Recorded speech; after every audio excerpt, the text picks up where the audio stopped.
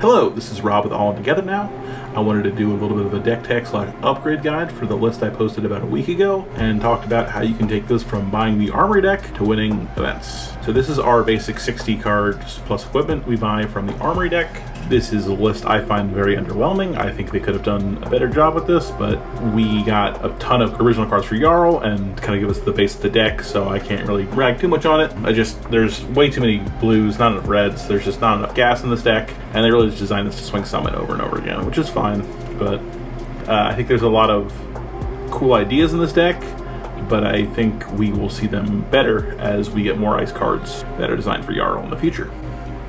So I think you'll do pretty poorly in an Armory with a deck like this, but if you go up here to our version tab, we go through kind of how I would upgrade the deck step by step for purchase per purchase, and then I'll interject some other thoughts, and there's some other cards I think that are interesting considerations. So for your first $50, we're going to upgrade the deck. We're going to get a full 80 in the list here, and expand our equipment suite, and change a couple things out. So if you go here, we cut out a fair bit of cards, like half the deck and a piece of equipment, and then we add some Null Rune, a new weapon, Plume of Evergrowth, and we get a lot more reds. So we kind of flesh out our Guardian attacks a little bit more with adding Disable as just a solid 2-card, it's a very effective C&C replacement. We upgrade our Ice Suite by adding cards like Frostfang and Icequake. We add maybe the best card in our deck, Oakenold. It's a very cheap purchase, and I wish this was in the original Armory deck, but it kind of takes away the focus from Mangle, and this card is just so incredibly powerful. We have so many good ways to turn it on, like our Crumble to Eternity we get, and then I added a Pulse of Eisenloft as an additional way to turn on our Oakenold, and then we can pair Pummel nicely with a lot of our attacks, and we have some cost reduction with Tectonic Crust to smooth that out, adding Sink Below as an all-star, and then flushing out our blues a bit by adding some 8 power attacks, so like Cranial, Thunderquake, Macho Grande. We already had Footsteps, and then adding a Fruits of the Forests, which is another way to get some more earth to reveal for Oakenold, some good life gain, and as well it curves out very nicely with Rouse the Ancients to give us some more aggression and some more staying power in the long game. In the sideboard here, I added some more tech cards, so like Chokeslam for any kind of assassin or rager. I find Chokeslam to be very good in. If Chokeslam is a strong card in the meta, Jardian is typically very strong. Crush the Weak is another anti-aggro tool. This is very good into assassins like Mario and Slippy, as well as New. This stops them from playing big hands with small attacks. And then for matchups where we need to be the aggressor, Outmuscle is very good, especially as decks don't bring in enough high power attacks. One thing to note with Outmuscle, it's very important you play like you are going to get popped. So like if I have an Outmuscle, it's okay to arsenal a card like Pulse of Eisenloft or Rouse the Ancients, or maybe the Winter's Bite. These are cards I'm okay with kind of having in that spot, or like a big blue 8. An additional Pummel. And then Anathos is a very good card when we need to get aggressive. And we need to be always swinging for 6. This is very good for us to go Outmuscle into Anathos or Rouse into Anathos for these high power offensive turns. And lastly, a suite of Null Rune equipments to fight into the Arcane Heroes. If we were now then to take a next step up and kind of finish fleshing out the core of the deck, we'll add in cards like Channel Legendaries. It's very important to this list. It gives us another solid ice play. We swap out Channel Mount Ison for it, and allows us to really slow down a lot of these aggressive decks. A card like Terrace under here lets us really take tempo and be incredibly powerful in the second cycle. I've added Pulverize and Spinal Crush as 2 very powerful Red Guardian attacks. Pulverize lets us 1 card fuse off of Arouse the Ancients, which is neat, and it's just so incredibly powerful. We can pair it well with our Tectonic Crust. It's a really good way to get a little bit of cost reduction. Then you play this off of 3 blues, or if it's heaved, you can then set it up with Crust as well. And then Spinal Crush is kind of our typical anti-aggro card. As well, we have Blizzard. Blizzard is really good. Blizzard is one of Ice's most powerful tools, especially into aggro. Into decks that are trying to go really wide and do a big combo turn, Blizzard can shut them down. One thing I forgot to mention on the $50 upgrade path is we add a Plume of Evergrowth to replace the Olin Ice Cap. This is nice because it's an Earth card that can always block, so it allows us to turn on our Tectonic Crust at any given time, because it always pairs, but you can go block and block. This blocks T-Bones all the time, but the big reason we have it is for when we have Oakenold, we can now pitch any blue in our deck to pick up a Crumble to Eternity from our graveyard, put that in our hand, and then reveal that for the Oakenold fuse. So it's a really cool way to just always get more mileage out of your Oakenold. I think this is a card that even some very high power CC decks should consider. This is very good as well as we get into some of the other Earth cards. I think this is overperformed when I played with it. And as well, here we've added the Civic Steps. Not my favorite leg equipment, but I think we have enough disruption here to cover the downside pretty well. And that is adding $120 to the deck, so here we're at about $160. I think our first big purchase we should make is Stalagmite. This is one of the single most impactful equipments, I think, and it's very good to start learning how to use it early. If you are kind of medium on Jarl, if you're just picking him up to casually play him, I don't know if Stalagmite's the first equipment I would get, because it does not translate to any other hero in the game. But boy, is this, I think, the most impactful. This is a card that can block 12. It just shuts down so many powerful turns. It really teaches you how to play into your opponents better and how to understand their plays. But if you want more on some of these equipments, I'll link my deck tech. But this card's insane and is worth the price tag in Jarl. Our next upgrade path here is we are switching our chest piece from the Tectonic Crust to the Tunic. And as well with Tunic, we are changing a little bit of how this deck works because Tunic is very important into the math of the deck. So this allows us to bring in cards like Sledge of Envilheim, which now we can play a 1-card 6 off of pitching a blue and activating Tunic to swing our Sledge of Envilheim. But the problem is we now don't have a 1-card hammer play into decks like Prism or Decasai where we need to kill allies. So I would consider playing Titan's Fist as well. And I think I pared down on a Chokeslam here because it's good, but it's not always the most relevant. A lot of these sideboard cards and other tech cards I'll get into towards the end of the video, but these are somewhat flexible. It's really dependent on your meta. Guardian is a deck that is most powerful when you're kind of answering decks. There are periods of time where Guardian's been the best deck in the format and you kind of just do whatever you want to do. But for our sideboard here, I think it's good to tailor some of these cards to your local meta. With that being said, if you find you also are not able to block enough and you are having problems defending, I would consider tossing Fate for Scenes. They are relatively cheap as well in this list, and if you just want to have the extra D-React, it's a great place to be. Finally finishing our Legendary Equipment Suite, I would bring in Crown of Providence over the Plume. If you're really liking Plume, I have no problem with keeping it in the list for a longer period of time, but Crown is just such a powerful card at all times. This allows us to cycle out our arsenal to protect against disruption and find the right answer we need. From here, I would add maybe Flesh and Blood's most iconic card, Command and Conquer. This card is an absolute powerhouse. This is one of the best reasons to play Guardian. It's great with Tunic, with Pummel. Our gold standard disruption. This allows us to stop anyone from having these big 5-card hands into us, or at least they have to pay a cost, which we can take advantage of when they use armor. We cut out some Chokeslams, and we cut down the amount of Crush the Weaks here. These cards really that you're taking out can be tailored to your meta, and just figure out, maybe I don't need the out muscles as much. Maybe the Chokeslams are really important because I have a lot of Ranger locally. So it's good to consider what you have and sideboard accordingly. Then I would bring in E-Strikes here. Out muscles are nice, but they can get popped, and being a 2-block can be a liability, and I think the flexibility of E-Strike is really nice. It's very fun when you get a Quicken and you're able to go E-Strike to draw a card, and then throw another attack after that. So it's pretty cool.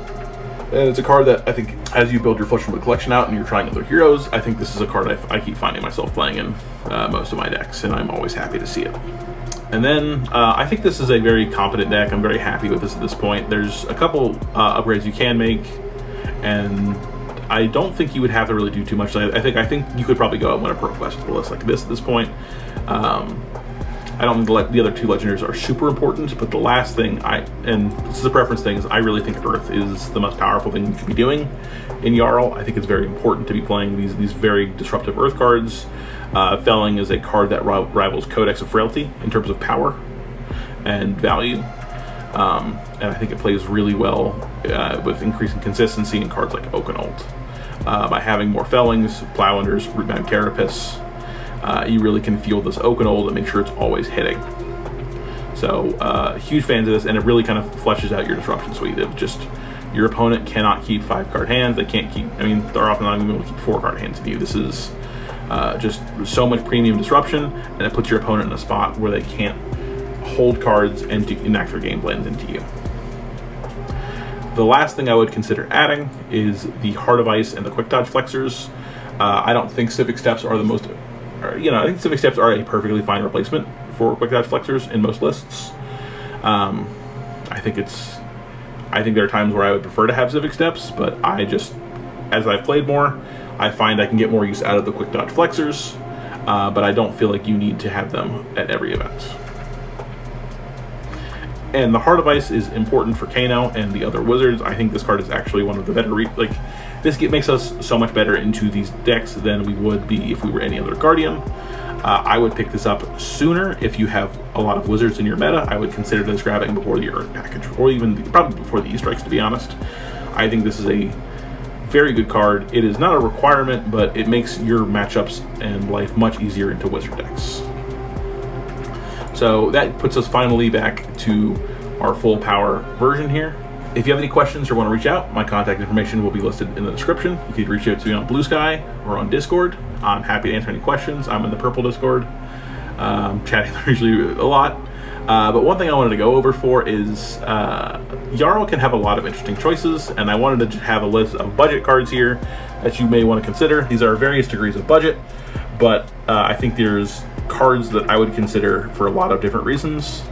And just because we are kind of a control deck that has to respond to things, I wanted to talk through them really quickly. I think Blade Buccaneer boots are insane, very cheap, they're like 10 cents. And if you just don't want to spend the $15 or whatever Civic Steps are now, I think these rock. You can just grab these block super well. These cover breakpoints, love them. Mage Master I think are interesting. This is something I tested pretty early on because I found that Crumble to Eternity can be an awkward card to play, especially after I go Oakenol Fuse Crumble. If I could Mage Master them and then give them go again and then play something else, that's pretty sweet. So I think these are something worth to try. And then Olin Ice Cap is, I think it's a preference thing over Plume. This is nice because it can block with, you can block with your gauntlets and this, so you have a Frostbite. Or if you block the Stalagmite in this, it's 2 Frostbites. I think it's neat. It's perfectly fine as a budget option. And then I'm going to rapid fire a lot of these. Amnesia is great if you have Vincent, if you have Katsu, if you have Prism. This is a really cool 2 for 6. We are pretty good into a lot of those decks, but it is, if you just really want to hate those decks out, consider it. Arctic is great into decks that don't like to pitch. If they have a 4 red hand and you have Arctic, if they're missing an armor slot, then Arctic comes in for 4 Frostbites. This is Time Walk. This is nuts. In my opinion, this is a meta call. If you have a lot of Fang, if you have a lot of Syndra, if you have a lot of Azalea, just a lot of 0-pitch heroes, worth playing. Cartilage Crush sits in a similar boat. This is basically in the right decks. If this does enough damage and you get the Crush effect, this makes them pitch another card. This is pretty powerful at the right times. Chokeslam is one of my favorite 4 for 8s. This is really nice in our deck, especially when we're on Tunic. It makes it so we can easily disrupt a lot of these decks that like to increase their attacks for a lot of value. So things like Assassin, things like Azalea, any ranger likes to pump. It's pretty solid, and it's just a good 2-card 8s usually off of Tunic. Crush the Weak is awesome into low to the ground attack decks. So think New, think Mario, think Slippy, think Syndra, any kind of a ninja, assassin. This card is awesome. This card crushes Bolton too. I know he's not a great deck right now, but maybe he gets better, and this is just a card to consider. Cut Down to Size is a very cheap, very just good way just to make sure your opponent can't keep a full grip. It just forces them to block. It's nice. It's like 10 cents. If you just want a generic cheap option, this works. Debilitate is great into mid-range shoot matchups because the Crush basically turns this into 10 value, and if you're able to play this on Tunic, it's a 2-card 10, which is insane. This rocks. Disable is our budget C&C. There's times where this is better than C&C because the D-React text does not matter, and it's just a bigger attack and better for fatigue. Erase Face is awesome for erasing class and talents. So things like Mech, things like the talented heroes like Draconic, like Earth. This is really good. Pairs nicely with a Pummel. 2 blocks kind of frustrating, but it's, I think, pretty valuable and just a card we can always consider. This is Fate Foreseen, 0 for 4 D-React. If you ever need another block card, just consider it. This is Glacial Footsteps. It is a cheaper way for us to get a big dominate attack. This is a way for us to leak damage turn 0, a way for us to end games, and if you're on cards like So tomorrow, this is a way to recur back big attacks in the end game to close things out. Humble is really good when there is oppressive hero abilities you want to lock down for very cheap. A lot of these disruption cards are just narrow but efficient. Scar for a Scar is a card I have played before. I've tried to figure out if we could beat Enigma with things like this. I think it's maybe not worth it. It wasn't worth it then, but I think with Gravy, maybe it's worth playing Scar for a Scar to just clear allies, or if we ever need to be more aggressive, a 0 for 4 go again is very good. Sigil is a classic card. This is a card I love to play if you're being more defensive. This is a great card to bluff with. This is a great card to get tricky with. I always love when people try to C&C me, and I just Sigil from Arsenal, and they feel like they wasted their turn. If you're in an ice heavy build, this is just Cartilage Crush, but a little bit easier to hit. We have a suite of 3 big D-Reacts here. If you're on something like a Rampart plan, you can put an extra value into the Rampart and then block kind of 7 in 1, or you can block 8 on one thing. Turn Timber is great with Earth. If you're on Earth Heavy, it's a 2-card 8. Unmovable is just a good generic version of those. Big fan of Unmovable. We have more Winter's Bites. If you just want to slow the decks down, I think you can play the yellow or the red. I wouldn't play more than 6 probably. Yellows let you play your 2-card 6s off of them, and they are often just as good as the reds, but it is just worth to consider playing the reds in some cases as well. A Wreak Havoc is a pseudo C&C, and in a D-React heavy metas, I've seen decks play C&C and Wreak Havoc. It's worth it, you know, it's not the best card, but I don't think it's miserable. I think it's fine. Boulder Drop is a very good card if it was red. This is fine at yellow. We're not as good at using this card as decks like Victor are, where they can buff the power on this thing. But if you're able to Terrace under this, and they just can't block the crush, it's brutal. This is a really good card for that, and I really hope we get red Boulder Drop in the Mastery Pack. I already spoke with the blue Winter's Bite, and Hypothermia is a great way to limit decks that have trouble, or that don't have a lot of natural go again. Heroes like Fang. Syndra doesn't always have as much natural go again as she wants to. Think of anything that says it has to gain go again. So like Iroh's Kodachis have to gain go again. A lot of Katsu cards have to gain go again. Prism has to gain go again. This was insane in Icelander when they play at instant speed, but it's still okay in us as just a 1-card play out of Arsenal when we're trying to block out and stop them. Also, it is pretty good if you're on an imposing package. So this is just a list of tech cards that I think you are worth to consider. Hopefully this helps just let you adjust things for your local meta. But I think overall, I think if you follow these versions here, I think you'll have a pretty good time of going from your Armory deck to winning events. Appreciate the time, guys. I will announce the winner for our giveaway next week, and then I'll send it out just after Vegas. And thank you for all the replies, and thank you for all the warm response I've had. I've been blown away by how people responded to the video, and I'm glad it's been so helpful for everybody. And if I see you guys at Vegas, looking forward to it. Take care.